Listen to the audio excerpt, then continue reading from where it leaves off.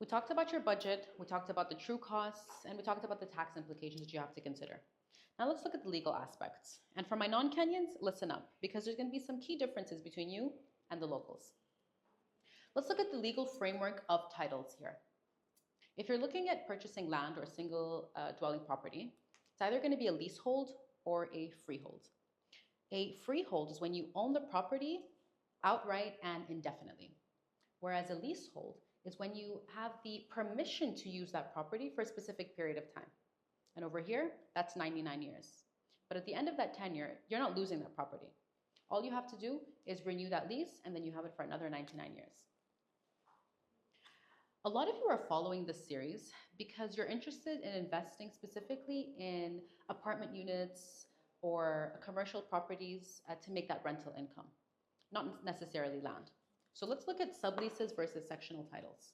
Now, historically, when a developer created their master plan of a bunch of, let's say, residential units, and then buyers came in to buy those units, they would issue them subleases.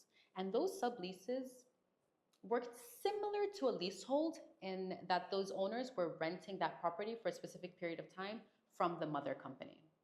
Now, the downside of that is that unfortunately, people were at risk of the initial development company terminating their leases and them kind of being bounded to that specific management company to make decisions for the whole estate. As of a couple of years ago, Kenya has moved towards the sectional title routes, where owners now have more autonomy over their units and they can make decisions independent of the mother company. So their title is theirs, irrespective of the mother title. The only thing that tied them together is that if the initial development was on a freehold title, then your sectional title is a freehold title. Whereas if it was on a leasehold, then your individual sectional title is also on a leasehold. Now, let's look at the different investment structures and types coming into this to see where you would land.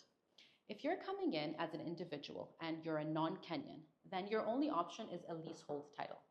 Whereas if you're a Kenyan, it could be leasehold or freehold depending on where it is. For example, if you're buying land for agricultural purposes, even as a Kenyan, then it would only be leasehold. Whereas if it was just for personal use, then you would get the freehold option. Now, if you're coming in at a corporate level, if the company comprises of Kenyans and non-Kenyans, and it's more than 51% Kenyan, then you would also get the freehold option. Wait for part 2.